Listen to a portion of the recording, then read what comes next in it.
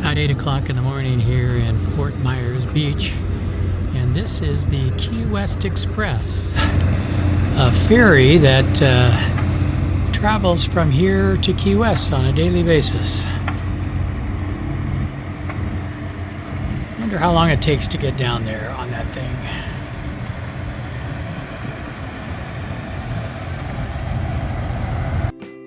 Hi, we're Mark and Mel. After raising 4 amazing daughters who are now raising our 12 grandchildren and helping people on land in the real estate business for over 30 years, we're now realizing our goal of a year-long adventure cruising America's Great Loop on our boat Paradise.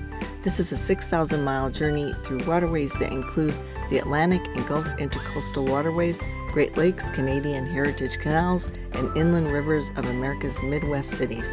Join us as we navigate over 100 locks, explore cities large and small, and experience an unforgettable journey through America's Great Loop.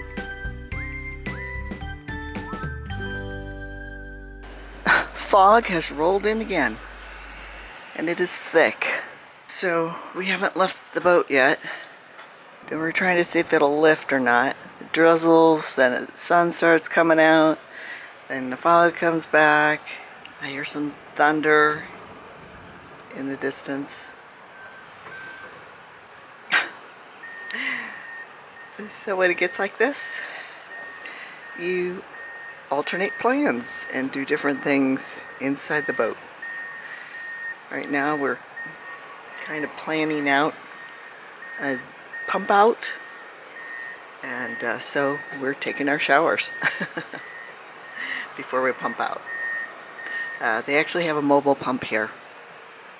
So at the city mooring balls, you can actually arrange for them to come out and pump out right at your boat. We just saw some crazy dolphin action out here. Dolphin came out of the water like almost completely out. And of course, now that I've got the camera out, we're going to probably cool it. I don't know if you could see them there a minute ago.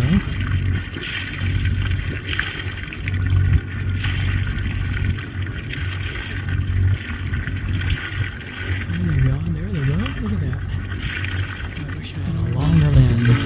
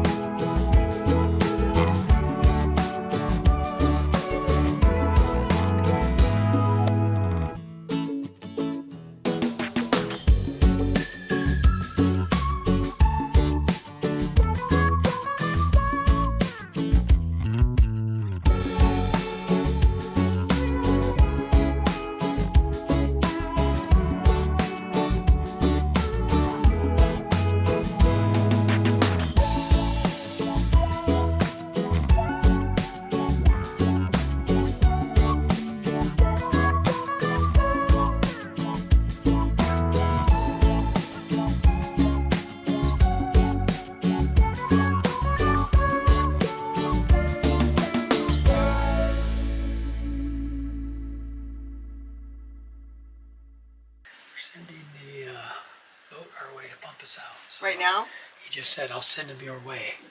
I don't know what that means time-wise. Oh, okay. So until they get here. We're in Fort Myers Beach, Florida, and we're on the city-run mooring ball field, which is just a string of mooring balls that goes for about a mile. It's a very narrow channel here, And one of the services they provide is just thought of something. Why don't we use the microphones? Oh, we should. Yeah, we should be. So we are at the.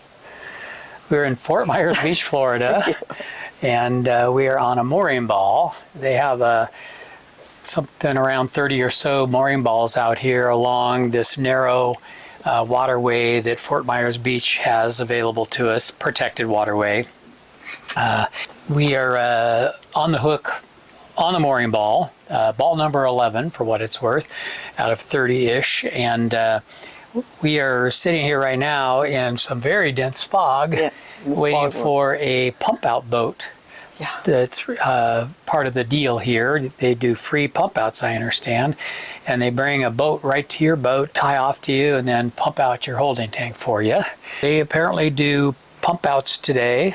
We asked about doing one on the day or the day before we depart, which is Thursday, but they said no, they like to get them done today, so we're going to get it done today, even though we're not desperate for one. But when the opportunity presents itself, sometimes you just have to take advantage of it. Right, I'll get that on video. No, that's not them. So it's kind of important that we stay ahead of that and not wait too long, because you definitely don't want to have a backup. We never want that. So never had it, and don't anticipate we will. Yeah. So we have not been in a marina for about 4 or 5 days. Last night was the 5th night since we've been at a marina. So the 5th night we've been self-contained, so to speak. And all of those nights have been at anchor. One night in Pelican Bay, a remote anchorage in the Charlotte Harbor area. Then the next night we anchored just offshore of downtown Punta Gorda, went on shore and had a good time there. Then we actually went back to Pelican Bay, that same remote anchorage, because it was about halfway from Punta Gorda to where we're at now in Fort Myers Beach. But last night of those 5 nights was the first night we were on another device beside our own anchor, which is a mooring ball here. So it's not the most pleasant conversation, but it's really important to know how much and monitor how much you're using. And I feel like we've done really good in trying to figure out when the holding tank's full, it's like, I don't think it's ever gotten more than 3/4 full. Well, early on, when we first got on the boat, it was still in the marina where we took possession of the boat, and we were living on it. And I think it was more than a week, 10 days into it, you did get the full indication on we did see a full indication on one of our holding tanks. We've got 2 40-gallon holding tanks, and they have the only indicators they don't have a gauge of any sort. They have a light next to the toilet that comes on when the tank is completely full. And we did have that one indicator come on, and then we just pumped out at that point. So, and then water, we have learned to really conserve water really well, I think. But when sometimes you want to shower and you don't want to wait till you're at a marina. How did you find out about the containers that the previous owners had, that they used them in the shower? Because I don't remember hearing about that. They just told me one day. Might have been during the survey. They have these little 32-ounce cups from some product that they bought along the line, yogurt or something, and they said that they use these cups in the shower to conserve water when taking showers when they're on the hook and away from a water supply. And they just get in the shower, fill that cup with water, turn it off, and use it to pour over their heads and whatnot to wash and rinse with. Mel used that technique for the first time today. Yeah, and it worked really well. I knew how much I was using. I wasn't wasting it, and then I could use like a final shower off and rinse off. But it helped me realize, how much I was using without just letting it waste. 100 gallons plus 20 in the water heater. The water heater is a 20-gallon water heater, so I guess total we have 120 at any given time when full. One of the things the owner touted about this boat when we were looking at it before we bought it was it has a brand new water tank that was installed in the year before we bought it, right after they purchased it. Yeah, yeah. So they kind of fitted in this new tank in the old one instead of taking out the old one. So, you know, most of the carvers, though, I think are more similar to this. Like, oh yeah, yeah. And you know, the carvers are less expensive than those type of large Or trawler style boats. Yeah. That's one is of the two we just talked about. One is a Grand Banks. Yeah. The other one is a North Pacific trawler.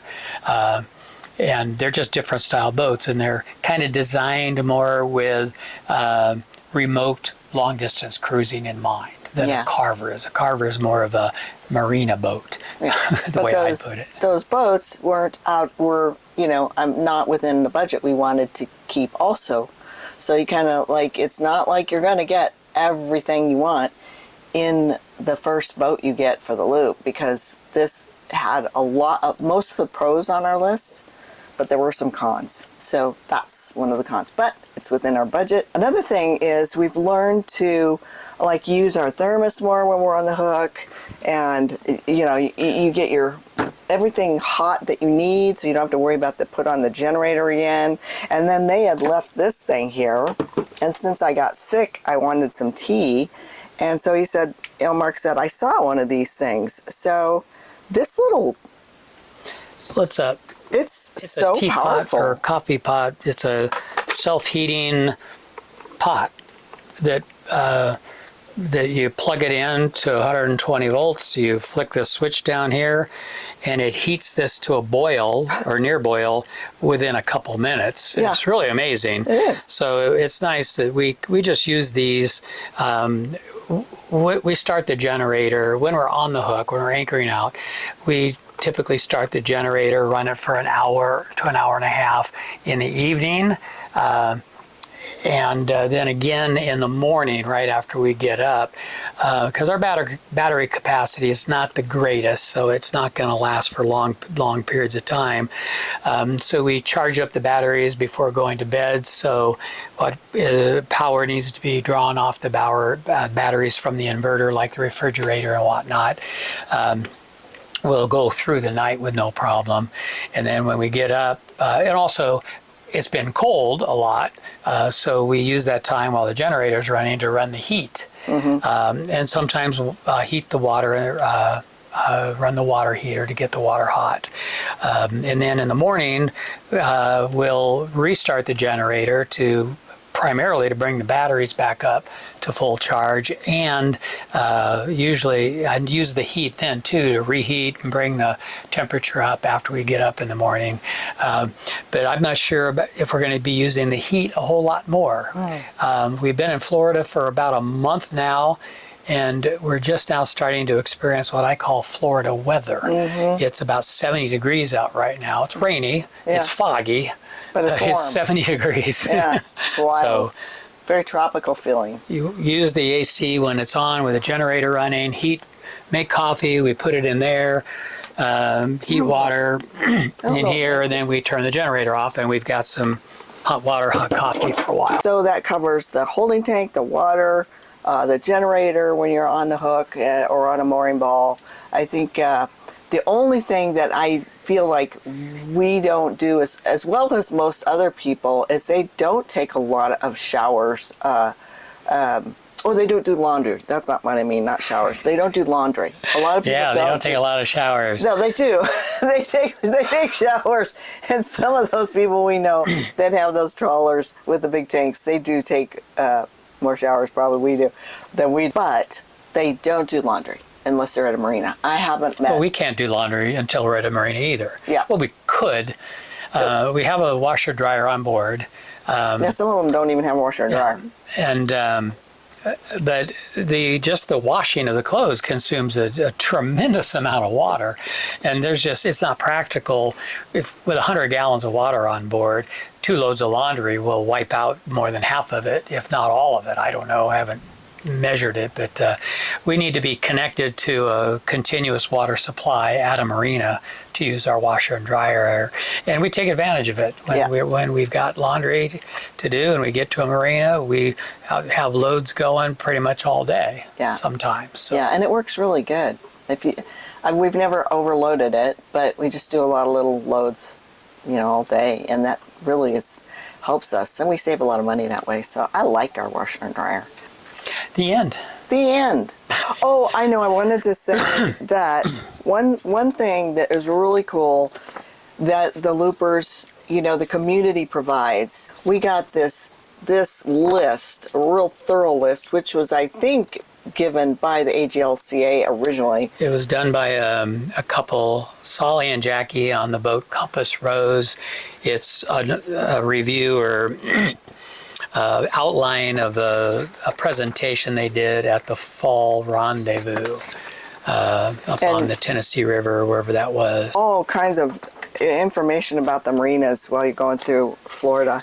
It basically is them giving a preview or a talk about what to expect from where they did this talk at, up on the river system, down through the Gulf and through Florida, basically to about where we're at now and a little beyond, actually to the Keys, I think. So yeah, so super helpful. So each section is just its own kind of thing, and we're getting ready to go through the Everglades, like not very far from now, within the next 1 to 2 weeks. And so that'll be its own section, and we had to take a test, and because it's so environmentally sensitive, so you have to take a test, you have to get a certification. I have that. We're all ready for that, and it'll be that's going to be its own adventure until we get to the Keys. The end. I'm trying to think if there's anything No, there's else. Nothing else. Are you sure we covered everything? I'm sure we covered more than enough. I don't know. The people want to know these things. Bye. Okay.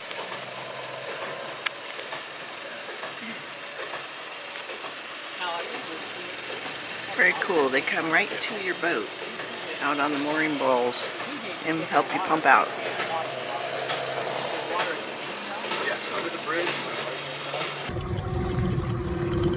Well, I'm out in the dinghy this morning. It's very foggy out here, as you can see.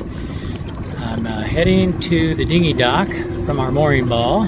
I am taking our prop to a prop shop to get repaired. That's the prop that we need to get repaired right there. Not damaged, very severely, but we hit a log with it, a submerged log. It wasn't visible at all until, in fact, we never even saw it. It never came up even after we hit it. But this needs to be redone. It created quite a vibration problem because it was so out of balance after it got bent hitting that log. So I am heading out through that fog right there. I'm going to go down till I see the bridge where the dinghy dock is, and I'm going to cut across there right under the bridge and then off to the prop shop via Uber car.